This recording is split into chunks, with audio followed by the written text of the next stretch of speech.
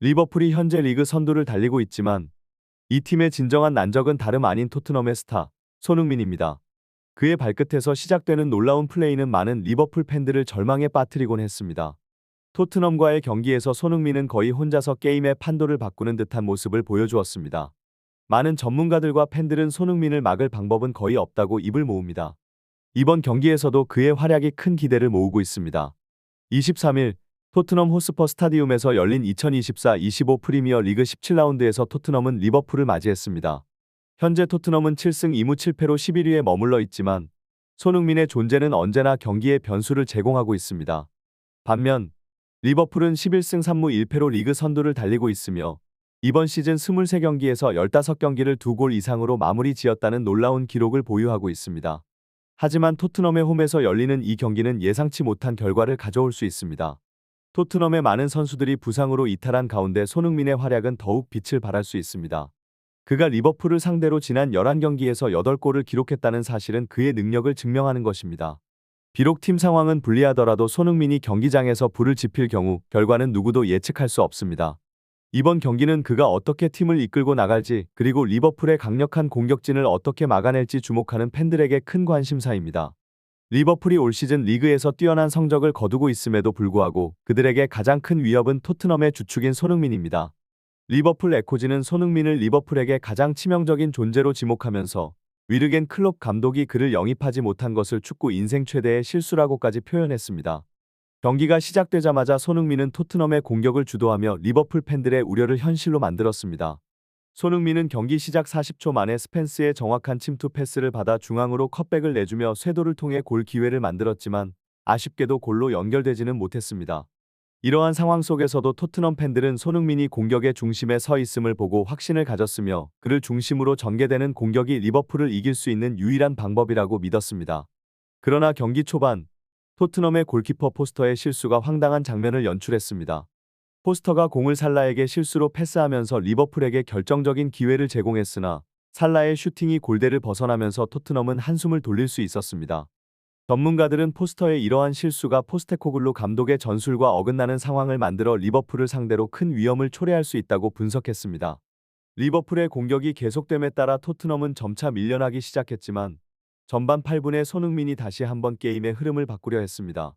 그는 클루셉스키로부터 받은 패스를 메디슨에게 연결하려 했지만 리버풀의 오른쪽 풀백 아놀드에게 막혀 기회가 무산되었습니다. 이 장면은 손흥민이 리버풀을 상대로 얼마나 큰 위협이 될 수 있는지를 잘 보여주었으며 토트넘 팬들은 그의 능력에 큰 기대를 걸고 있습니다. 혼자서 할 수 있는 일에는 한계가 있습니다. 토트넘의 전략적 배치는 손흥민에게 엄청난 부담을 주었고 리버풀은 그의 움직임을 철저하게 제한하면서 그를 향한 집중 마크와 파울로 공격 흐름을 끊었습니다. 이로 인해 토트넘은 손흥민에게 과도하게 의존하는 모습을 보였습니다. 리버풀의 수비 전략은 손흥민을 묶어두는 것이었습니다. 경기 전반 19분경 메디슨이 손흥민에게 깊은 패스를 시도했지만 리버풀 수비수 소보슬라이가 넘어지면서 그의 진로를 방해했고 이 상황에서의 파울 논란은 경기장에 있던 수만 명의 관중들로부터 거센 반응을 이끌어냈습니다. 전문가들은 리버풀의 이러한 수비 전술을 파울 전략으로 지칭하면서 손흥민을 막기 위한 필사적인 방어가 이루어졌다고 분석했습니다. 포스테코글루 감독의 전술은 리버풀의 강력한 공격에 대응하기 위해 수비 라인을 낮추고 역습을 노리는 것이었습니다. 하지만 이 전략은 18세의 젊은 센터백 아치 그레이를 포함하여 경험이 부족한 수비진에게 큰 부담을 주었고 이는 전반전에만 리버풀에게 3골을 허용하는 결과로 이어졌습니다. 메디슨이 리버풀의 실수를 틈타 한 골을 만회했지만 손흥민은 공격과 수비를 오가며 힘을 소진해 결국 체력적으로 지쳐갔습니다. 손흥민의 활약은 몇몇 팬들이 평가하기 어렵지만 그의 고군분투는 팀 전체의 전략과 전술이 얼마나 중요한지를 잘 보여줍니다. 토트넘의 전술이 더 견고하고 통합적이었다면 손흥민의 노력이 더 큰 효과를 발휘할 수 있었을 것입니다. 전문가들의 분석에 따르면 리버풀과의 경기에서 토트넘의 전술은 손흥민을 지원하는 데 충분하지 않았으며 이는 팀 전체의 성능에도 영향을 미쳤습니다. 포스테코글루 감독의 여름 이적 시장 전략은 유망주 중심의 영입으로 큰 화제를 모았습니다. 그러나 이 전략이 실제 경기에서는 제대로 빛을 발하지 못하고 있습니다. 특히 손흥민 선수의 경우 다재다능한 역할을 수행하며 팀을 지탱하고 있지만 그로 인해 체력적으로 큰 부담을 지고 있습니다. 팀은 손흥민에게 공격은 물론 중앙 미드필더와 수비까지 맡기고 있는 상황이라 공격 시에 효율성이 떨어지는 문제가 발생하고 있습니다. 전문가들은 포스테코글루 감독이 토트넘에 합류한 유망주들이 선발로 적극 활용되지 못하고 있다고 지적하며 이것이 손흥민의 체력 문제를 가중시키는 주된 원인 중 하나라고 분석합니다. 실제로 후반 80분에 손흥민을 교체 아웃시키고 베르너를 투입한 결정은 팀이 3-6으로 대패하는 결과로 이어졌습니다. 이는 손흥민이 팀에서 과도하게 중요한 역할을 맡고 있음을 보여주는 동시에 포스테코글루 감독의 스쿼드 운영 능력에 대한 의문을 제기하게 만듭니다. 또한 리버풀과 같은 팀들은 선수들의 체력 관리를 철저히 하며 일정 관리도 최적화하여 선수들이 최상의 컨디션을 유지할 수 있도록 합니다.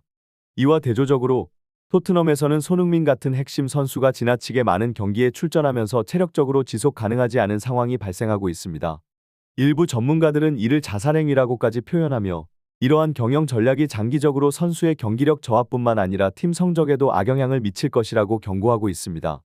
이러한 분석은 토트넘의 팬들 사이에서도 공감을 얻고 있으며 팀의 경영 및 전술 전략에 대한 재검토가 필요하다는 목소리가 높아지고 있습니다. 포스테코글루 감독의 다음 행보와 이에 따른 팀 전략 변화가 주목되는 가운데 손흥민의 활용 방안과 그의 체력 관리가 향후 토트넘의 성공에 결정적인 요소가 될 것입니다. 포스테코글루 감독의 전술과 스쿼드 관리가 많은 논란을 불러일으키고 있습니다. 이적 시장에서 젊은 유망주들을 대거 영입하면서 기대를 모았으나 이들이 실제 경기에서 큰 역할을 하지 못하고 있는 상황입니다. 특히 토트넘의 핵심 선수인 손흥민은 팀 내에서 다양한 역할을 수행하며 과도한 체력 소모를 겪고 있습니다. 그의 체력 관리가 제대로 이루어지지 않는다면 그의 경기력은 물론 팀의 전체 성적에도 큰 영향을 미칠 것입니다. 전문가들은 포스테코글루의 전술이 손흥민에게 과중한 부담을 지우고 있다고 비판합니다. 경기에서 손흥민이 수비와 중앙 미드필드 역할까지 겸하면서 본연의 공격 집중력이 떨어질 수밖에 없는 상황이 반복되고 있습니다. 이는 리버풀과의 최근 경기에서 두드러지게 나타났으며 손흥민이 경기 막바지에 교체 아웃되는 상황까지 이르렀습니다. 그 결과 팀은 리버풀에게 6골이나 허용하며 크게 패배했습니다.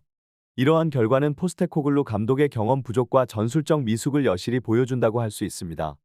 손흥민의 경우 그가 팀에서 차지하는 비중을 고려할 때 그의 체력 관리와 경기 출전 횟수 조절은 매우 중요합니다. 전문가들은 토트넘이 리버풀처럼 선수 관리 시스템을 철저히 갖추어야 한다고 주장합니다. 리버풀은 선수들의 체력을 세심하게 관리하며 경기 출전을 조절해 핵심 선수들이 최상의 컨디션을 유지할 수 있도록 돕고 있습니다. 이와 대조적으로 토트넘에서는 손흥민이 지나치게 많은 경기에 출전하고 있으며 이는 그의 체력 저하와 직결되고 있습니다. 토트넘의 팬들 사이에서도 이러한 관리 부족에 대한 불만이 고조되고 있습니다. 팬들은 팀의 전술적 안정성과 선수들의 건강을 우선시하는 경영을 요구하고 있습니다. 이는 단순히 손흥민뿐만 아니라 팀의 장기적 성공을 위해서도 필수적인 조치로 여겨집니다. 포스테코글루 감독이 이러한 비판을 수용하고 전술 및 선수 관리 방법에 변화를 주지 않는다면 토트넘의 미래는 불투명해질 수 있습니다. 결론적으로 손흥민과 토트넘에게 필요한 것은 전략적인 접근과 철저한 선수 관리입니다. 포스테코글루 감독은 전술적 다양성을 강화하고 선수들의 체력 관리에 더욱 집중해야 합니다. 또한 유망주들을 적극적으로 경기에 투입하며 경험을 쌓게 하는 한편 핵심 선수들의 체력을 보호하는 균형 잡힌 스쿼드 운영이 요구됩니다. 이를 통해 토트넘은 더욱 경쟁력 있는 팀으로 거듭날 수 있을 것입니다.